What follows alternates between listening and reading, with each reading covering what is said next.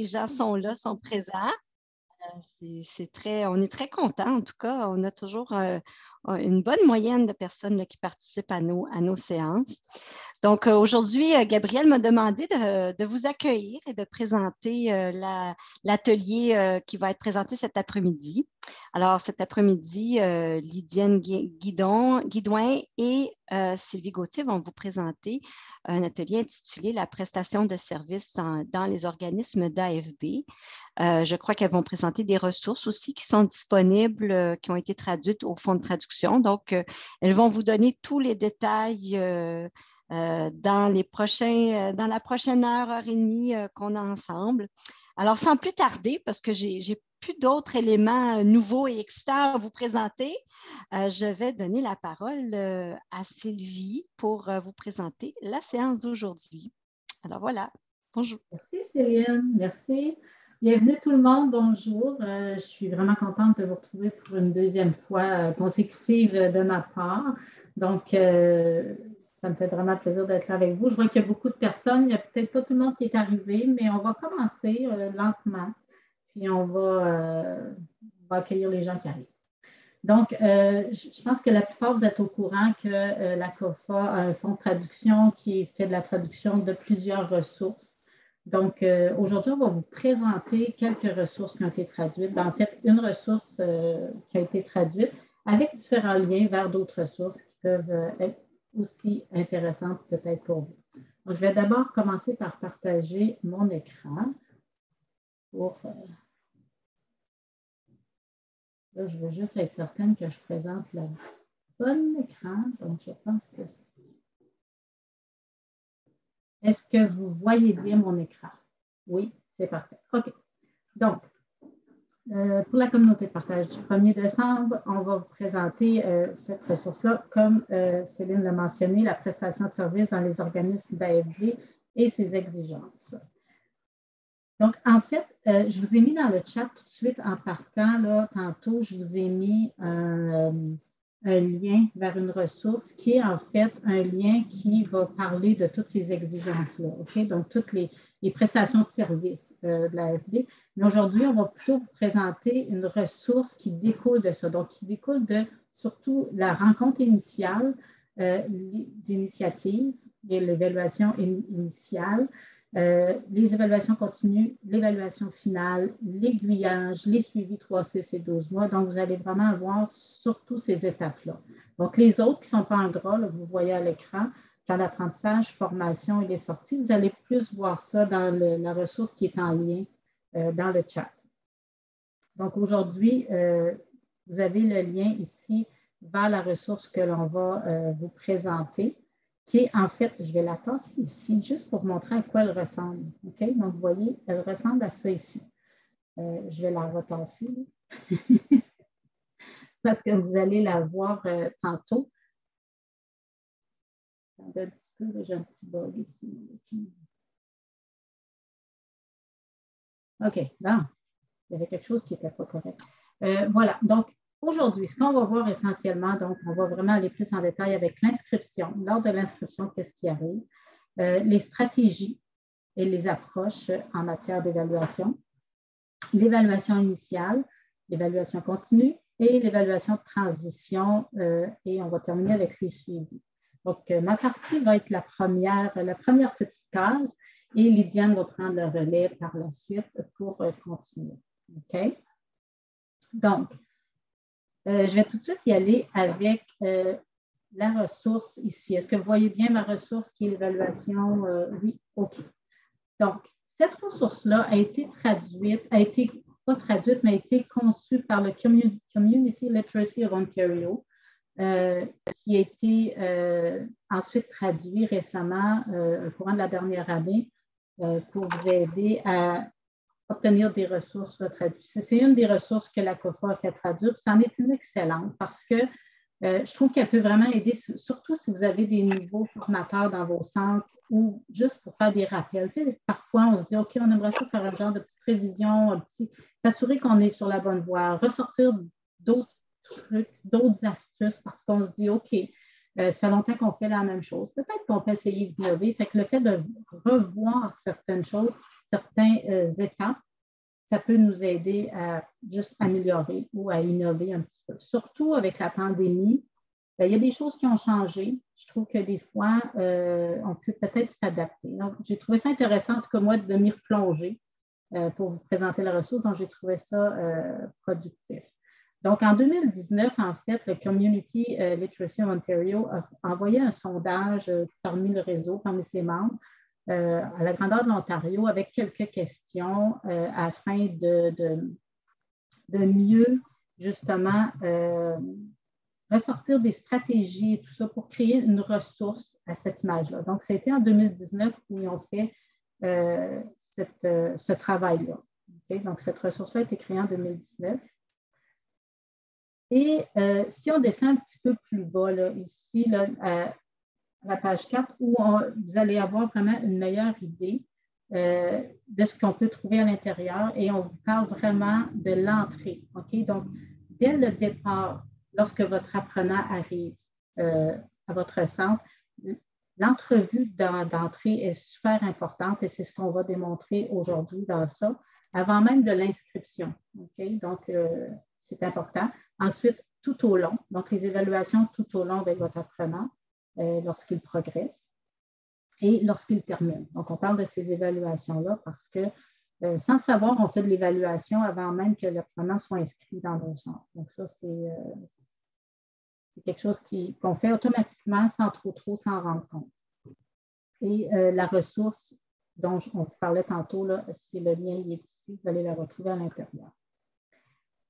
Avant d'aller plus loin, je vais vous lire, puis je pense qu'on va la lire ensemble, l'exigence du ministère, parce qu'il y a eu une définition qui a été écrite en 2016 que je trouve intéressante parce qu'elle résume bien ce qu'on fait avec nos apprenants. Donc, ça dit que l'évaluation est un processus ou une démarche permettant de recueillir de l'information afin de prendre des décisions quant au savoir, au savoir-faire et au savoir-être de votre apprenant. Elle représente un élément essentiel des activités quotidiennes dans les programmes de littératie, puisqu'on y prend des décisions tout au long du processus d'apprentissage afin de déterminer la meilleure façon de répondre aux besoins des apprenants.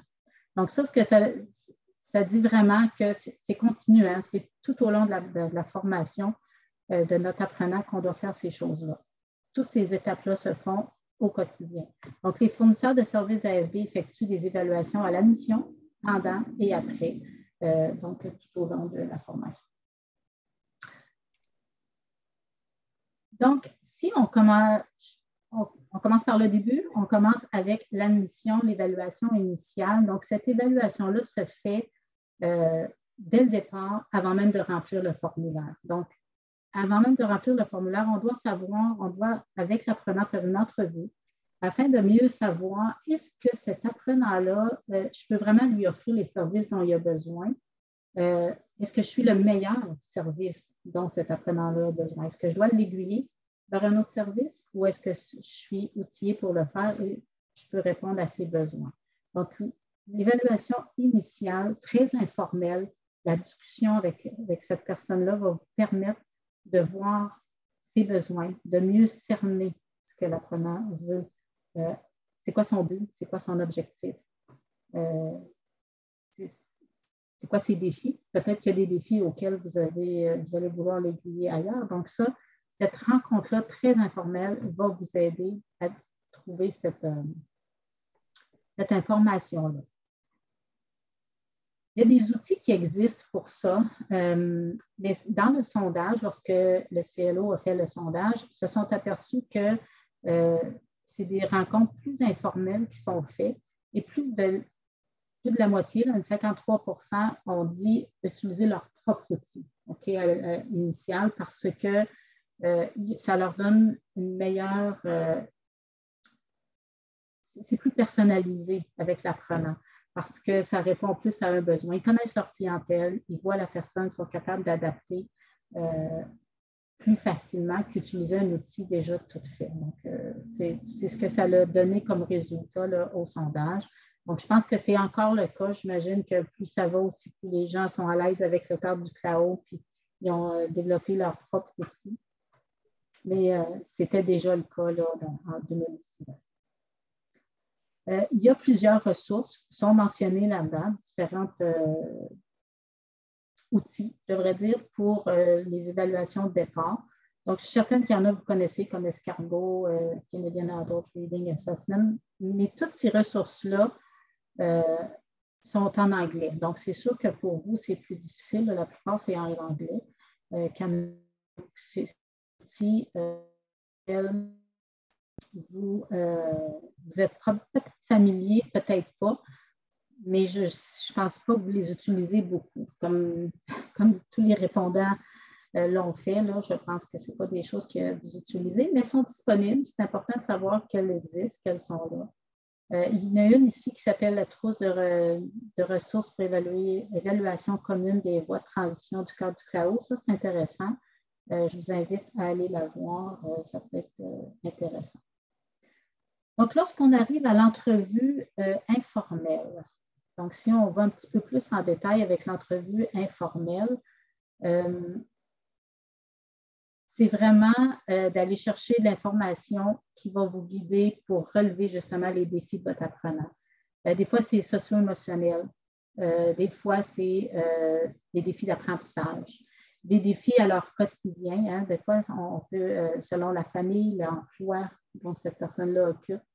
L'entrevue informelle va tout vous donner ces réponses-là. C'est important de le faire le plus convivial possible.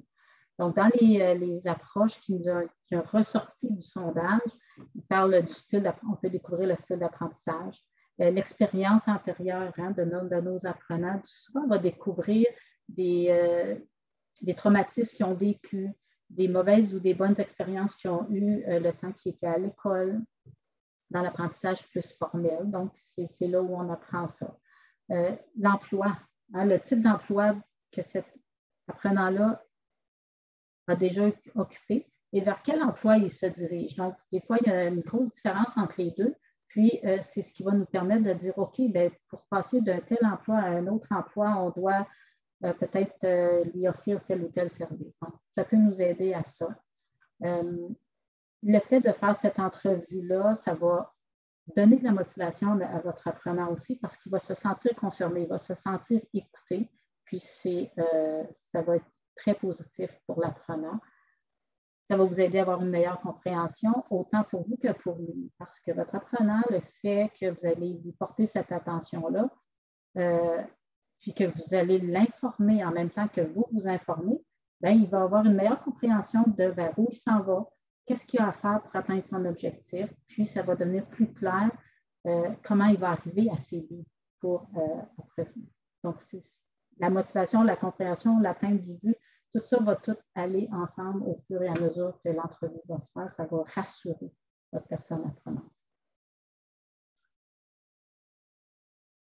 Ensuite, si on va avec l'évaluation, je vais aller plus loin parce que là, ensuite, la ressource va vous parler d'évaluation continue. Tout ça que Lydiane va vous parler un petit peu plus tard. Mais moi, je vais tout de suite aller au bas de la ressource où je vais vous parler attendez un petit peu, je vais m'assurer que je vais au bon endroit. Voilà, aux stratégies. Donc, je vais me rendre aux stratégies et approches en matière d'évaluation. Donc, dans le sondage, on a posé la question, on a demandé de donner 3 stratégies dont nos centres utilisent, donc dont ils utilisent pour aider nos apprenants, pour les rendre plus à l'aise. Donc, je trouve ça intéressant. Donc, on ne les partagera peut-être pas toutes parce qu'il y en a beaucoup, mais je trouve que c'est intéressant. Par exemple, ils disent d'être ouvert, amical, de tisser des liens avec l'apprenant. Ça, c'est intéressant parce que c'est ça qui va faire que votre apprenant va être ouvert et vous allez découvrir ses besoins. Donc, s'il est gêné, s'il est timide, c'est avec des rencontres informelles que vous allez aller le chercher, où vous allez en apprendre davantage sur cet apprenant-là. Pour mieux l'aider. C'est toujours dans le but de mieux aider l'apprenant d'en apprendre. Mener l'évaluation selon son horaire.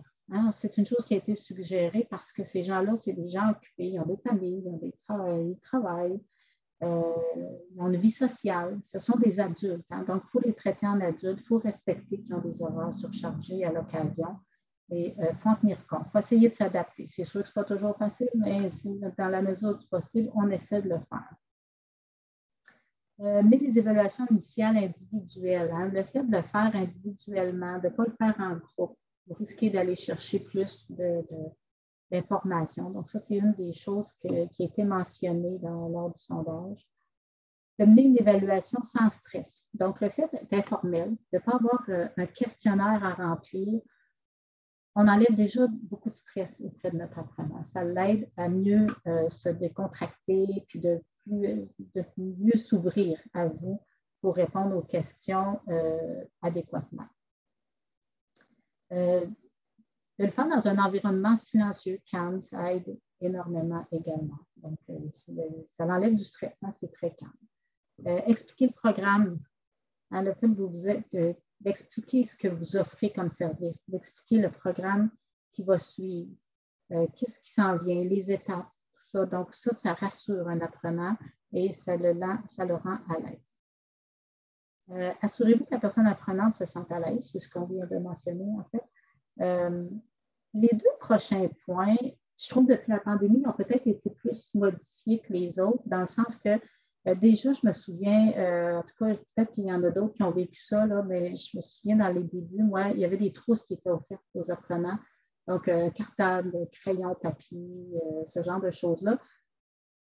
Le fait qu'on n'est plus en présentiel, tu sais, que ce n'est pas autant en présentiel qu'on fait attention à tout ce qu'on touche, etc., peut-être que c'est moins vrai, peut-être que c'est moins accessible qu'avant, je ne sais pas, mais c'est des choses qui peuvent être intéressantes pour un apprenant. Et le dernier point ici que je trouve qui est peut-être différent maintenant, c'est qu'avant, on demandait d'être plus papier avec nos apprenants, de ne pas trop commencer avec la technologie pour ne pas leur faire peur parce que ce n'est pas tout le monde qui sont à l'aise avec la technologie. Et avec la pandémie, je pense que c'est un peu différent. Je pense qu'il faut tout de suite les amener à penser qu'ils vont peut-être devoir l'utiliser, mais d'aller lentement, de les amener à ça. Je me questionne à ça, mais je pense que c'est d'aller selon l'apprenant. Donc, assurez-vous de bien regarder ce que l'apprenant peut, ne peut pas faire. Donc, avec la rencontre initiale, la rencontre informelle, c'est des choses que vous allez pouvoir, l'information que vous allez pouvoir tirer de la part de votre apprenant. Dans le sondage aussi, il y avait une question qui touchait de comment bien prendre connaissance, comment bien faire connaissance avec nos apprenants, puis l'importance que ça a. Donc, il disait, ce qui est ressorti de ça, c'était d'évaluer les compétences en numératie avec nos apprenants. Donc, dans le but de déceler des troubles d'apprentissage, ça aussi, c'est très intéressant de l'avoir. On l'a mentionné plus tôt, on voit, c'est continuel, hein, ça revient toujours à la même chose, mais chaque étape est importante. Déterminer les points forts, les points faibles, le fait de savoir où sont les forces de cet apprenant-là, où il y a plus de difficultés, ça va également vous aider à faire ressortir les bonnes activités d'apprentissage, etc. Observer pour évaluer. Donc, l'observation, c'est une des qualités essentielles d'un formateur. Je pense que c'est d'observer les petits signes de la part de vos apprenants. Autant du côté émotif, si vous parlez d'un sujet, vous sentez que votre apprenant a une émotion qui monte ou qui change d'attitude ou quelque chose comme ça, c'est peut-être qu'il y a quelque chose qui se passe à ce niveau-là. Donc, c'est d'observer ces petits détails-là. Puis d'utiliser celle initiale pour vraiment déceler ça. La rencontre initiale, c'est la rencontre où l'apprenant ne se sentira pas évalué parce qu'il va chercher de l'information et c'est à ce moment-là qu'on peut aller ressortir le plus d'informations, le plus de détails qui pourraient être pertinents auprès de cet apprenant-là. Donc, encore une fois, ce qui ressortait, c'est d'aller avec l'approche informelle. Donc, je pense que c'est quelque chose qui ressort constamment. L'autre chose qui était importante aussi, c'est de simplifier les choses. Donc, de ne pas faire compliqué quand on peut faire simple. Hein, j'utilise la bonne expression, là. Donc, de se concentrer sur la gestion de l'apprenant, de son apprentissage, de son plan d'apprentissage, le tenir à jour. Hein. Donc, un plan d'apprentissage, c'est appelé à être modifié selon la situation de votre apprenant. Donc, concentrez-vous à ça pour que ce soit simple, le plus possible pour l'apprenant, qu'il puisse voir l'évolution et qu'il puisse voir que c'est adapté à ses besoins. Lors du rendez-vous, ne prévoyez que l'évaluation. Donc, dans le sens de ne pas donner beaucoup d'informations, de plusieurs évaluations, plusieurs tests, plusieurs formulaires à remplir. Donc, on essaie de se concentrer sur une chose à la fois pour ne pas faire un élément de stress auprès de nos apprenants. Respecter les besoins de cette personne apprenante-là, ça revient à ce qu'on a dit tantôt, dans le but qu'il termine son évaluation et puis de bien remplir les choses à remplir pour bien démarrer. Allouer assez de temps. Donc, ne pas dire, tu as une demi-heure pour le faire ou tu as 30, 45 minutes pour le faire. Je pense que le fait de lui dire, regarde, prends ton temps, va à ton rythme, tu n'as pas de temps limite, ça rassure. Donc, encore une fois, on ne donne pas de stress inutile à notre apprenant. Soyez souple quant à l'horaire, on l'a mentionné, puis je pense que c'est vrai dans tous les cas, donc peu importe l'étape. Puis au besoin, réévaluer. Donc, encore une fois, le fait de réévaluer où il est rendu dans le programme, est-ce que c'est encore tout nécessaire ce qui est au plan d'apprentissage? Est-ce qu'on doit réévaluer le plan? Donc, le plan il est évolutif, on doit l'adapter selon l'évolution de votre apprenant. Une autre chose qui est ressortie, c'est de personnaliser l'expérience, l'approche centrée vers l'apprenant. Donc, c'est important, ça aussi. Donc, demandez aux personnes apprenantes de peut-être consigner à la fin de chaque journée ce qu'il a fait. Le fait de faire un petit récapitulatif de sa journée ou de son apprentissage, ça valide des choses pour lui. Ça valide ce qu'il a fait. Ça valide que, OK, j'ai appris quelque chose dans ma journée ou dans ma formation. Pour lui, c'est une petite victoire. C'est un peu d'aller plus loin. Donc, ça, c'est une bonne façon de le faire. Puis explorer les prochaines étapes. De lui dire, OK, aujourd'hui, on a vu ça, demain, on va voir ça. Donc, le fait de savoir ce qui s'en vient, de savoir où il est rendu, encore une fois, pour lui, c'est plus facile de voir que le but s'en vient. On se rapproche toujours de notre but, de notre objectif. Je ne les fais pas tous, là, j'en saute parce que ce serait beaucoup trop long. Je pense qu'il faut... je vais vous donner l'essentiel de ce que je pensais qui était intéressant pour vous de revoir. On veut aussi proposer des activités qui vont démontrer vraiment l'apprentissage, donc le plus réel, qui va être adapté à ce qu'il s'attend de faire une fois qu'il va terminer la formation. On veut que ses connaissances soient transférables dans sa vie quotidienne, donc c'est important de se diriger vers son but, ses objectifs lorsqu'on lui donne des activités d'apprentissage. Puis, mener une rencontre et une discussion d'admission approfondie qui va guider l'évolution. Donc, c'est l'évaluation par l'évolution. Moi, je trouve que toutes ces évaluations-là vous amènent tout au long de l'évolution de son plan d'apprentissage. Fixer des délais réalistes. Hein? Donc, si vous voyez que ce n'est pas réaliste, certains objectifs auprès de votre apprenant, on les change, on les rend plus réalistes, que votre apprenant puisse s'y reconnaître, dire, OK, ça pour moi, c'est faisable, je vais y arriver, je suis capable de le faire. Donc, ça, je pense que c'est aussi important. Puis, utilisez votre plan d'apprentissage. Dans votre plan d'apprentissage que vous faites avec votre apprenant au début, il est important. Il est important pour l'apprenant, puis il est important pour vous pour bien suivre l'évolution et puis vous assurer que c'est encore approprié pour votre apprenant. Donc, le plan d'apprentissage, c'est vraiment votre guide de formation à vous et à votre apprenant. L'évaluation régulière prévue à l'horaire, donc, dans cette partie-là, on vous suggère ce qui est ressorti du sondage. Encore là, ce n'est pas moi qui parle, c'est le sondage. Donc, on dit de prévoir des occasions d'évaluer les progrès. Donc, ça revient encore à ce qu'on disait tantôt, mais c'est de le faire régulièrement, pas juste à l'entrée, pas juste à la sortie, mais tout au long. Lydiane va en parler plus en profondeur tantôt. Demander aux personnes apprenantes de réaliser des démonstrations mensuelles. Ce n'est pas obligé d'être mensuel. Ici, on suggérait ça, mais peut-être que c'est plus hebdomadaire dans certains cas. Vous allez voir selon vos apprenants. Mais de réaliser des démonstrations d'apprentissage, c'est bon pour eux. Prévoir des rencontres formelles. autant qu'informelles. OK? Donc, tantôt, on parlait beaucoup d'informelles, mais il y a aussi celles qui sont formelles parce qu'elles sont nécessaires. C'est comme une preuve à votre apprenant que oui, j'ai appris ça. Et pour vous, pour démontrer auprès du ministère les exigences également, vous avez besoin de cette information-là dans le dossier de vos apprenants. Prévoir du temps pour des fréquentes rencontres, au temps informel. Donc, les deux sont importants. Une ne va pas dans. Donc, répond aux exigences du ministère et permet quelque chose de concret par écrit. Puis l'autre, ben, c'est un petit peu pour toujours être à l'affût des petits défis de nos apprenants. Donc, ça, c'est important aussi.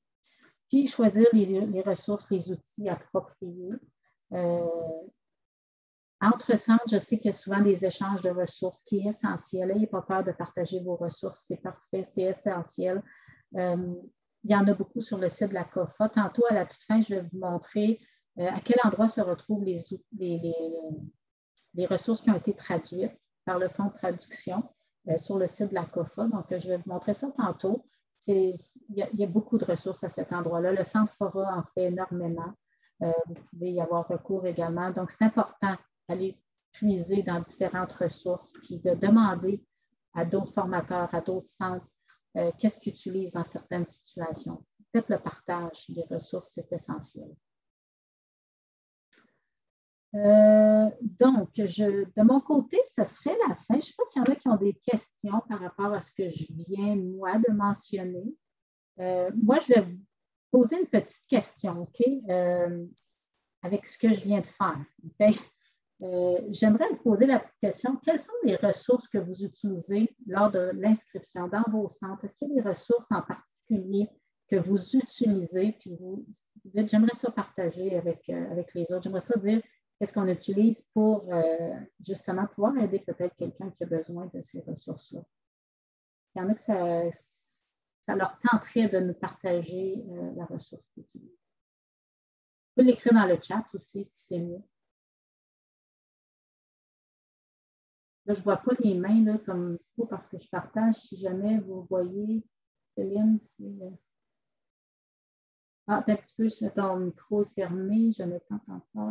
Oups, désolée, j'ai pesé le mauvais bouton. On a un commentaire de José dans le chat, José Black, qui mentionne « Nous avons créé un document information et aiguillage et des évaluations initiales. » Intéressant.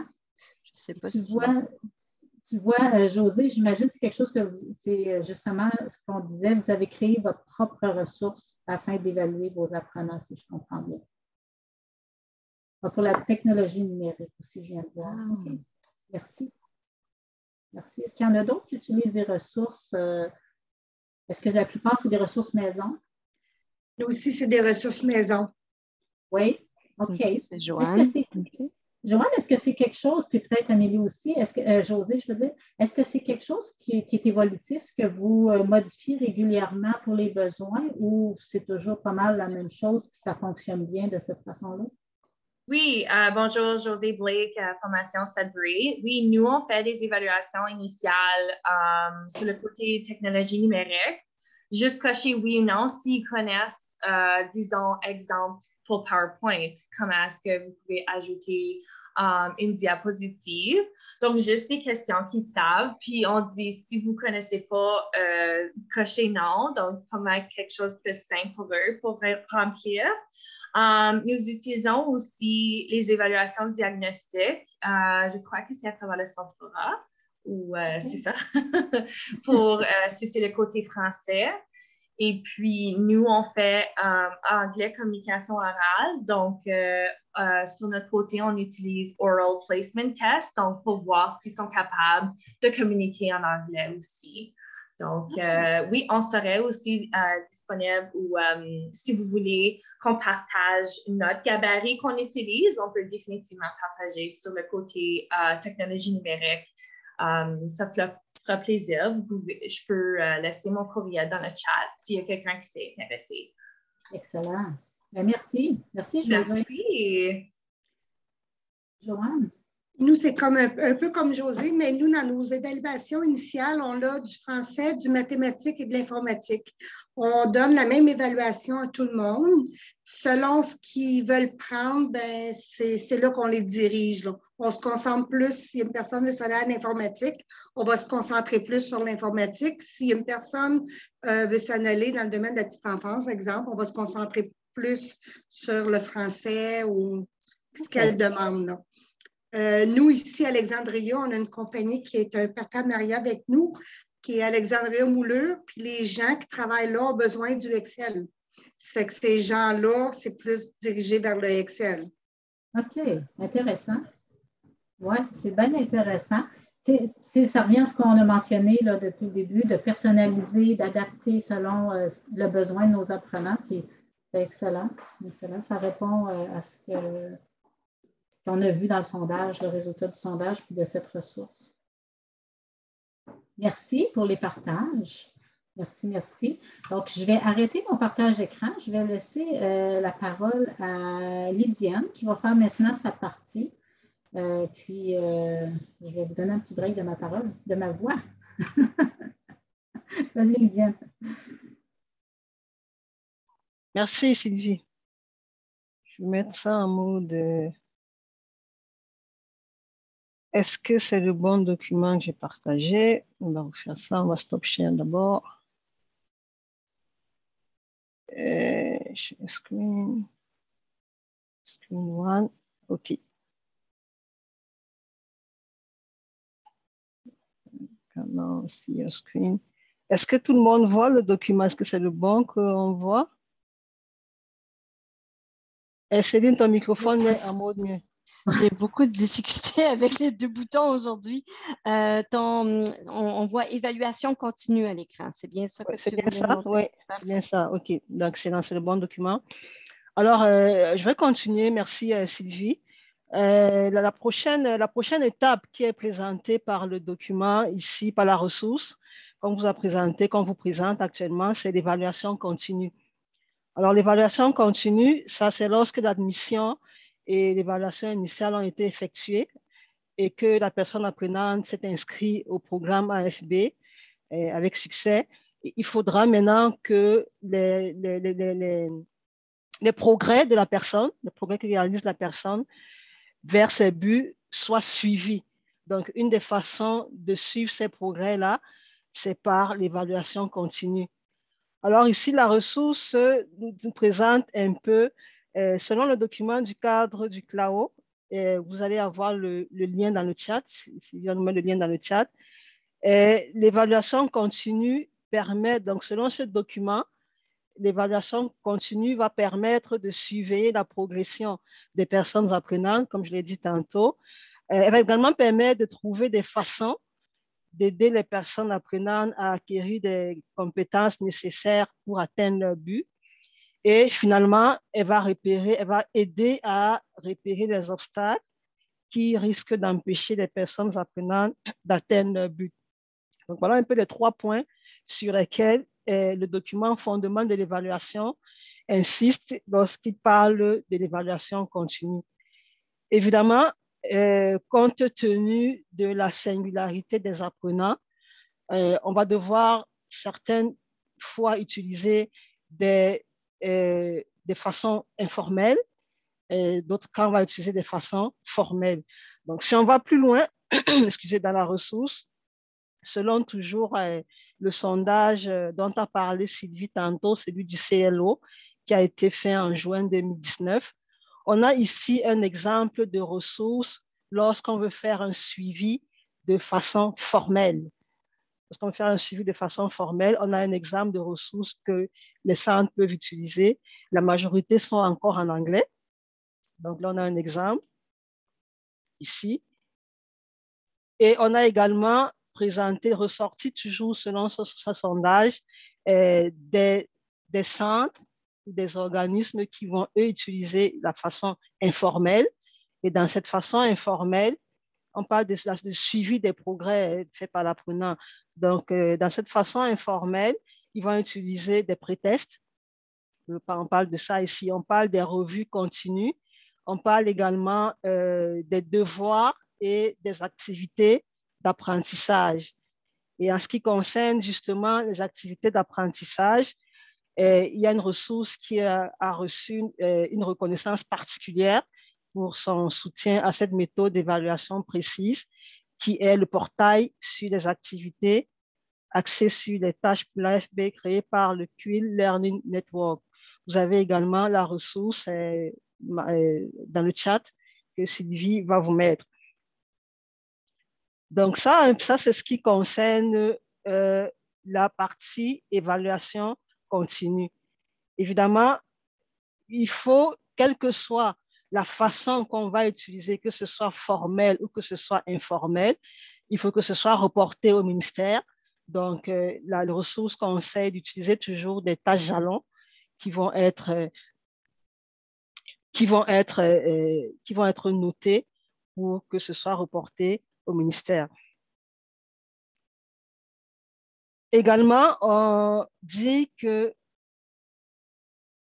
c'est important de faire ce suivi, non seulement pour les apprenants, mais également pour nous. Quand je dis nous, ce sont les organismes, les formateurs ou autres qui travaillent avec l'apprenant. Ça permet à l'apprenant de voir ses progrès. Lui, à partir des petits succès là, il va juste être plus motivé à continuer sa formation, mais ça va également permettre à son formateur de voir si l'apprenant est vraiment en train d'avancer vers l'atteinte de ses objectifs ou son but.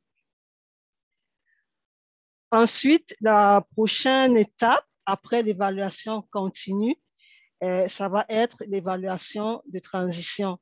Avant de passer à l'évaluation de transition, pour ne pas m'arrêter, ce que je vais vous demander de faire peut-être, c'est de noter à côté si vous avez des façons particulières, si vous avez des outils que vous utilisez ou d'autres ressources que vous utilisez pour faire l'évaluation continue, peut-être les noter juste à côté et puis quand on terminera les évaluations de transition, pour ceux qui veulent bien, on va faire un petit partage de ces ressources-là, de l'évaluation continue et de l'évaluation de transition. Alors, l'évaluation de transition, c'est quoi l'évaluation de transition? Évidemment, lorsque la personne apprenante termine son parcours au sein du programme d'AFB, il faut faire une évaluation. Faire une évaluation qui va nous permettre de voir, excusez, si cette évaluation va nous permettre de voir les résultats qui ont été réalisés par la personne apprenante, mais également, ça va nous permettre d'informer nos bailleurs de fonds, dans notre cas le ministère, nos bailleurs de fonds et aussi nos partenaires.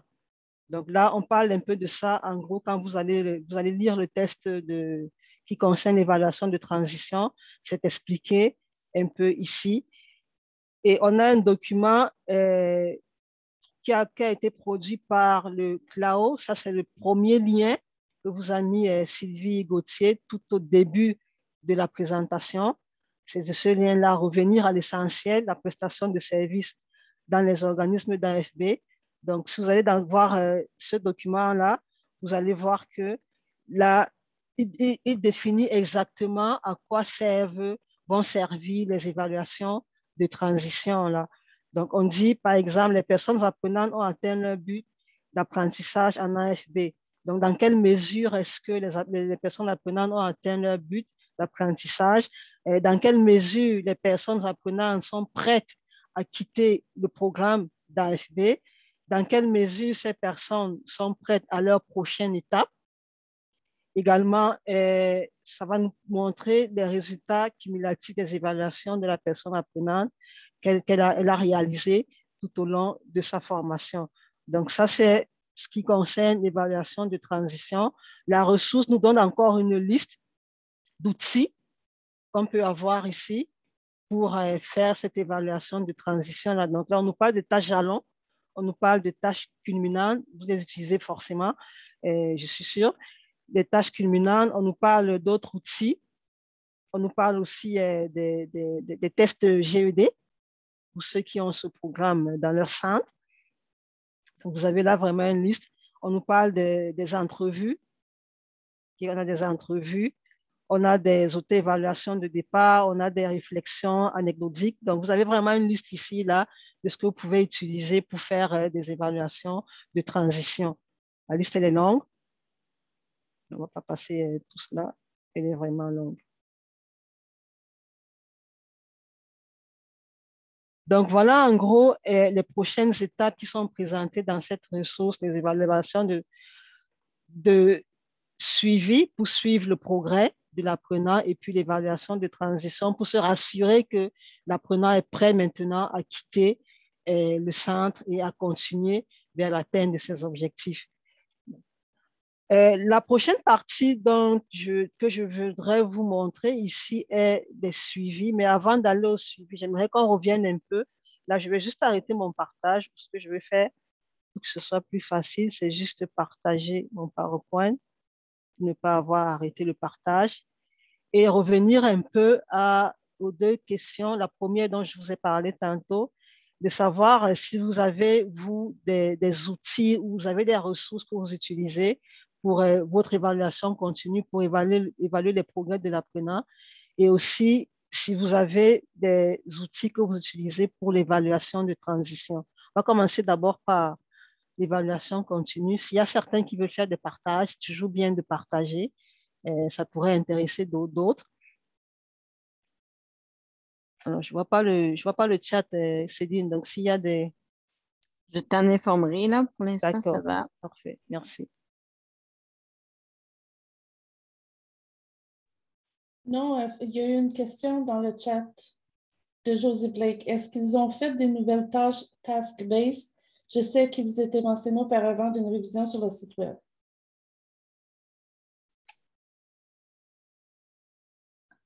Oui. Sylvie, je pense que tu essaies de parler, mais tu es en mute. J'avais perdu ma barre où est-ce que je peux aller mettre mon son. Je là, où est-ce qu'il est? OK. En fait, Josée, je ne suis pas certaine. Est-ce que tu parles de leur site web à eux? Oui, juste sur Taskbase parce que je sais qu'il y avait des projets de faire une barre de recherche puis pour qu'on peut trouver les Taskbase plus facilement parce que je sais la dernière fois que j'ai consulté le site, il y avait des erreurs de liens puis c'était un peu difficile à utiliser certaines tâches en français. Donc, je voulais juste savoir s'il y avait des infos, mais sinon, c'est correct. Non, mais c'est une bonne question, Josée, parce que nous, on a traduit dans nos ressources, on le met comme une ressource disponible en français, mais si elle n'est pas complète, on se doit de peut-être aller un peu au fond des choses avec l'organisme. Oui, ça fait tellement longtemps que je n'ai pas consulté le site, donc je peux toujours consulter pour voir si c'est la même chose, mais c'est ça, je voulais juste savoir s'il y avait des changements parce qu'il n'y avait pas grand, je pense, ils voulaient ajouter plus ou je ne sais pas c'est quoi le projet, mais... Ben, c'est un bon point, comme le mentionne Céline. C'est quelque chose qu'on va vérifier parce qu'honnêtement, je n'ai pas la réponse exacte. OK, je peux pas pas de dire. problème. Merci. Mais maintenant que tu me dis ça, c'est quelque chose que j'ai déjà entendu. C'est quelque chose, c'est pas inconnu ce que tu mentionnes là, mais ça vaut le coup de faire un suivi. OK, mais au moins, je n'ai pas rêvé. Mais je pense pas. Donc, je pense que ça vaut le coup de faire un suivi, mais comme je te dis, je n'ai pas la réponse présentement, mais on va valider. Puis je pense, Céline, avec les outils de traduction, il y en a d'autres qui touchent le task-based. Je pense que ça vaut le coup de faire un suivi. Puis on vous reviendra dans une prochaine communauté de partage parce qu'on va partager d'autres ressources comme ça tout au long de l'année. Donc, je me dis, peut-être qu'une prochaine fois, on aura la réponse, mais c'est quelque chose à noter. Merci.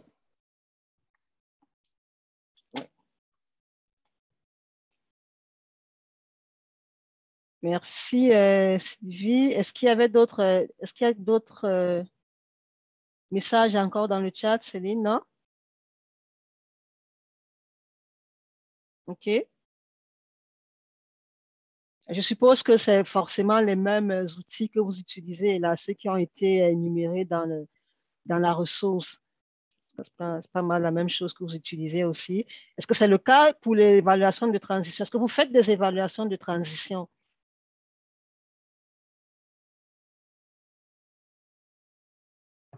Peut-être te lever le pouce. Pour ceux qui font des évaluations, on verra ça.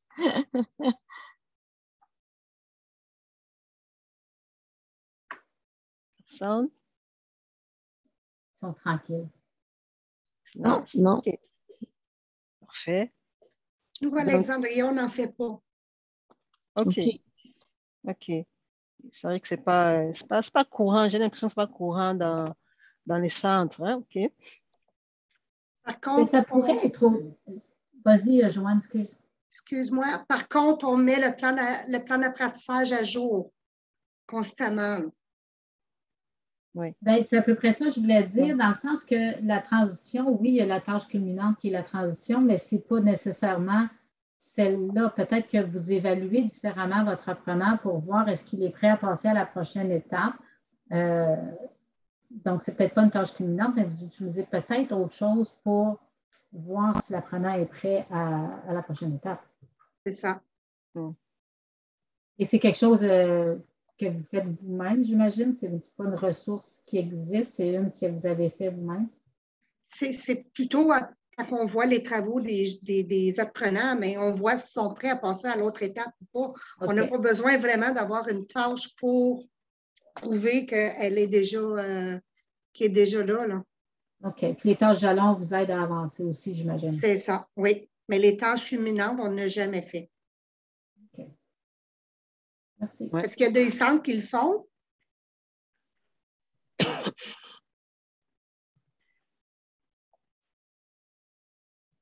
J'ai pas de réaction là, dans le chat. Là. Et merci, Joanne, ton partage. Ça semble pas être commun. Oui. Ah, Louise qui mentionne qu'ils en font, mais très rarement. Louise Lalonde. Ah.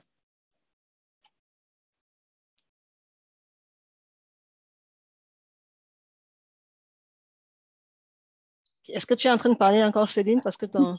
OK. J'ai dit, ça ne semble pas être commun dans les centres. Okay. Ici, Rita Deslauriers mentionne que plusieurs agences dans leur réseau ne les font pas. Ça, c'est dans le réseau de littératie Nord-Ouest, Rita Deslauriers. Linda Garand mentionne que non, ils n'ont jamais fait de tâches culminantes. Donc, c'est pas... Ah, tu vois, Luc Tessier ici mentionne une tâche culminante il y a 5 ans auprès d'une personne apprenante. Nidalette Zayet mentionne qu'ils n'en font pas. Louise précise ici que les formateurs sont tellement occupés avec leur programmation, ils manquent de temps pour faire ce genre de travail. C'est intéressant ça, Louise. Ah, ici, j'ai un commentaire de Rita qui dit que ça va peut-être changer avec le projet du ministère qui est en train en ce moment de demander le développement de nouvelles tâches jalons et culminantes. Peut-être, Sylvie, tu peux corroborer à ce commentaire de Rita. En effet, il va peut-être y avoir du développement. Oui, bien, en effet, on espère bien que ça va changer les choses, mais c'est encore trop tôt pour se prononcer là, l'impact que ça aura, mais définitivement qu'il y a du changement qui se prépare, donc on va souhaiter pour le mieux. J'ai un commentaire de Louise Lalonde là, qui mentionne et qui précise que les tâches culminantes, c'est tellement un long processus, sont très longues à faire.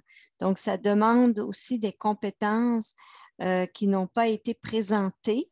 Peut-être, oui, peut-être. Oui, ben, je peux un peu parler de ça parce que ce que Louise mentionne, c'est vraiment important. Là, c'est même c'est une des raisons parce que ça touche les différentes compétences. Donc, même si ton apprenant n'a pas été pour toutes ces compétences-là, qui va juste pour une compétence en particulier, d'évaluer pour toutes les autres compétences, c'est pas réaliste pour nos apprenants. Donc, c'est un peu la faille des tâches culminantes. Une des choses qui est plus, qui fait que c'est très long, que ça ne rejoint pas nos apprenants nécessairement. Mais on espère qu'avec le nouveau développement, les changements qui arrivent, on pourra les utiliser d'une autre façon ou qui vont les modifier suffisamment pour qu'on puisse mieux évaluer nos apprenants en transition. Donc, ça, c'est une des choses qu'on espère. Mais c'est encore trop tôt pour se prononcer là-dessus, là, à moins qu'il y ait des choses que moi, je ne sais pas et que d'autres ont comme info, mais c'est encore très tôt dans ce processus-là. Parfait. Merci à tous et merci à toutes pour cette intervention. Je pense que peut-être le mot évaluation de transition, comme tu as dit tantôt, Sylvie, on le fait sans pour autant l'appeler évaluation de transition. Parce que quand l'apprenant, après le passage de l'apprenant, on a toujours une façon qu'on trouve d'évaluer s'il est vraiment prêt à passer à une autre étape. Je vais prendre l'exemple d'un apprenant qui est venu, qui avait peut-être pour voir l'emploi. C'est sûr que quand il finit sa formation, quand il finit ses cours chez nous en AFB, là, on va trouver une façon de voir s'il est vraiment prêt à aller maintenant se trouver un emploi. On va trouver une façon de voir si on est prêt à l'aiguiller vers un centre d'emploi. Donc, on le fait d'une façon ou d'une autre, mais ce que peut-être qu'on n'appelle pas ça évaluation de transition. Mais je suis sûre que tout le monde, là, on fait quelque chose pour savoir si notre apprenant est vraiment prêt à passer à la prochaine étape. Alors, donc, ça, c'est ce qui conclut un peu la partie évaluation de transition. On va aller à la prochaine partie, qui est les suivis. Donc, je vais aller directement pour ne pas avoir à passer à travers le document. Donc, on va aller voir les suivis. Alors, les suivis, ça, c'est toujours selon le document. À la fin de leur parcours, on va offrir des ressources ou des aiguillages supplémentaires aux personnes apprenantes. Je parlais d'aiguillage tantôt, on va peut-être aiguiller vers des centres d'emploi, on va peut-être aiguiller vers d'autres organismes. On va entrer en contact avec l'agence vers laquelle on a aiguillé la personne apprenante et essayer d'établir un lien avec cette agence, ça c'est toujours dans l'optique de continuer le suivi avec l'apprenant. On va réaliser un suivi des progrès après un an. On a les 3 mois, suivi 3 mois, suivi 6 mois et suivi 12 mois. Donc, ça va vraiment entrer dans le suivi des progrès après un an. Et fournissez des aiguillages vers les autres agences d'emploi, autant pour moi, Ontario ou d'autres agences communautaires. Donc, ça va dépendre des besoins. L'apprenant peut manifester un besoin à ce moment-là et on va tout simplement l'aiguiller vers l'agence communautaire qui sera appropriée à son besoin. Donc, ça, c'est ce qui concerne les suivis. Et ça revient un peu à ce qu'on disait tantôt, là. Pour faire ce suivi-là, surtout l'aiguillage, où on parle d'aiguillage ici, il va nous falloir quelque chose qui va nous pousser à dire, OK, on est prêt à aiguiller cet apprenant-là vers le centre communautaire ou vers l'agence emploi ou vers même encore un établissement secondaire ou postsecondaire. Donc, c'est un peu ça notre évaluation de transition. Le mot était un peu complexe là, mais je pense que ça voulait dire ça en fait. Alors, en gros, c'est ce qui a résumé notre ressource ici là. Si vous voulez approfondir vraiment le sujet en ce qui concerne l'évaluation, là, je vous invite à aller voir, aller vraiment cliquer sur le lien qu'on vous a mentionné au début, que Sylvie vous a mis au début, qui est revenir à l'essentiel, la prestation de services dans les organismes d'AFB. Parce que là, ils vont vraiment aller en profondeur. Nous, si on s'est attardé seulement aux parties qu'on a mentionnées, là, l'évaluation et les suivis. Mais si vous voulez vraiment aller en profondeur dans tout ce qui est prestation de services, là, allez-y voir le document, revenir à l'essentiel, la prestation de services dans les organismes AFB. En fait, je vous invite aussi à faire un tour dans notre page Facebook. Et on pourra y mettre quelques ressources là qui vont également aller dans ce sens-là, le sens d'approfondir vos connaissances ou d'approfondir certains points concernant la prestation de services dans les organismes d'AFB. Alors, Sylvie, s'il n'y a pas de questions, Céline, oui? Oui, oui, je voulais juste préciser, ces ressources-là sont disponibles dans la section Le fonds de traduction sur le site de la COFA. Puis elles sont toutes une en dessous de l'autre. Donc, il faut un peu dérouler la page. Là, si vous ne la retrouvez pas tout de suite dans le premier coup d'œil, c'est que peut-être elle se trouve un peu en bas de page là, parce qu'on rajoute toujours les nouveautés au-dessus. Donc, revenir à l'essentiel, on avait traduit la ressource quand même au début de l'année 2021. Donc, elle est déjà un peu dessous. Voilà. Oui, Céline, j'ai le site web d'ouvert. Je pourrais peut-être Oui, le ça serait partager bien. juste pour montrer. Lydiane, si tu veux arrêter le partage, je vais pouvoir. J'ai Oui, essayé, je veux ça ne l'arrêter. fonctionnait pas. Je veux l'arrêter parce que j'allais Merci. justement te passer la Oui, parole. Vas-y, merci. ça fait plaisir. Donc, je vais vous partager l'écran pour le site web de la COFA. Donc, j'imagine que vous le voyez présentement. Oui. OK. Donc, lorsque vous arrivez sur le site de la COFA, il y a l'onglet ici Bibliothèque et fonds de traduction. Donc, lorsqu'on arrive sur cette page-là, vous avez toutes les ressources qui ont été traduites par la COFA. Et comme le mentionnait Céline, c'est certain que cette ressource-là est plus bas. Donc, elle est ici. Donc, celle-là ici, la Assessment Newsletter, c'est ici. Puis, celle dont Lydiane a parlé et moi aussi, là, au tout début, donc revenir à l'essentiel, la prestation de services dans les organismes d'AFB se situe ici. Donc, à cet endroit-là, vous pouvez le trouver et également sur notre page web, notre page Facebook, pas web, mais notre page Facebook, comme mentionné Lydiane. Donc, ces ressources-là, on en partage régulièrement sur le site web, donc sur la page Facebook. Donc, c'est un bon endroit. Puis ces ressources-là, je pense que surtout si vous avez de nouvelles personnes qui commencent dans vos centres, c'est de bonnes ressources pour les aider à évoluer dans le cadre du cloud, puis se familiariser avec différentes ressources, différentes approches et toutes les exigences dont on a besoin de remplir.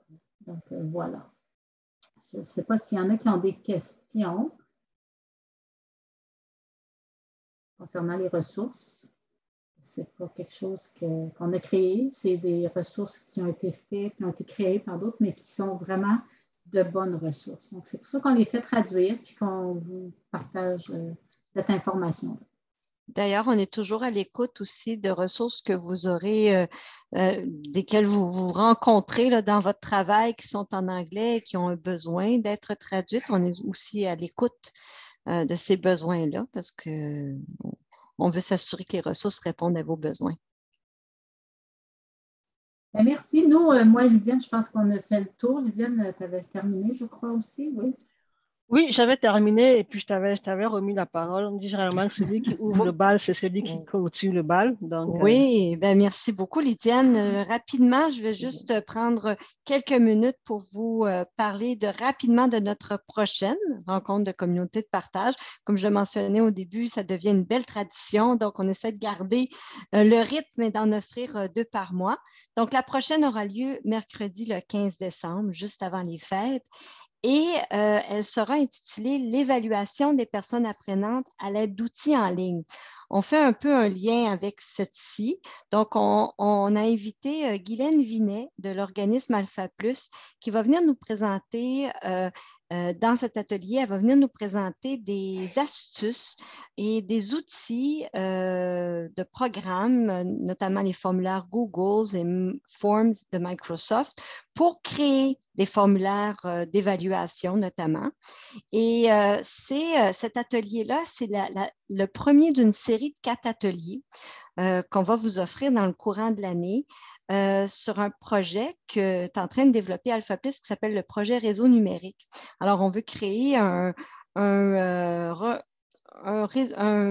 groupe d'apprentissage interactif, donc selon vos besoins, et qui jumelle la formation théorique avec l'utilisation d'outils pratico-pratiques pour vos besoins au niveau de l'offre de services auprès de vos apprenants. Donc, vous allez recevoir lors de notre petite invitation à vous inscrire à cet atelier un très court sondage qui a été développé par Guylaine et qui va essayer de vous demander des questions clés pour lui permettre de préparer un atelier qui est selon les besoins des gens qui vont y participer. Donc, je vais vous inviter lors de votre inscription à prendre quelques instants à répondre à ce court sondage. Aussi, je vais vous inviter, si c'est possible, à répondre au sondage d'évaluation de l'atelier d'aujourd'hui. Votre rétroaction est super importante parce que ça permet vraiment de s'assurer qu'on présente des ateliers qui répondent à vos besoins. Si vous avez des idées aussi, n'hésitez pas à nous les mettre dans la section rétroaction. Et on va vous redemander, si ce n'est pas déjà fait, si vous n'avez pas déjà répondu auparavant, quels sont les meilleurs moments, puisqu'on est en train d'évaluer, puisque c'est quand même un projet où on vous offre des communautés de partage récurrentes. On vous demande si la plage horaire et la journée convient à vos besoins, parce que pour la séance qui va débuter en janvier, s'il y a des gens qui nous proposent des meilleurs horaires, on pourra peut-être offrir ça. Donc, on est en train d'évaluer ici si ça répond toujours aux besoins de vos formateurs dans les centres selon les horaires des cours et tout ça. Donc, n'hésitez pas à nous répondre pour ça. Et puis, j'ai 2 petites annonces de la COFA. On m'a dit, je mets mon chapeau COFA. Alors, on voulait vous annoncer en grande première que la revue Perfectio est maintenant disponible en ligne depuis quelques heures. C'est tout chaud. Alors, je vais demander à Marie-Ève de mettre le lien là, pour aller trouver cette belle revue-là dans le clavardage. Et j'imagine, là, c'est peut-être. Ah, voilà, c'est fait. Alors, vous avez le lien dans le clavardage. Et aussi, vous avez certainement reçu un communiqué de presse avec un beau courriel sur le lancement de la formation du français en quelques clics petite enfance qui est maintenant disponible pour l'Ontario. Donc, si vous avez besoin de plus d'informations, n'hésitez pas à communiquer avec nous à cet effet-là. Alors, voilà pour les annonces. Je ne sais pas si vous avez des questions ou des réactions. Bon, ben merci Joanne. Et puis, c'est moi qui vous remercie. Alors, je vous donne rendez-vous à la prochaine communauté de partage. Merci beaucoup tout le monde et à la prochaine. Au revoir, à la prochaine.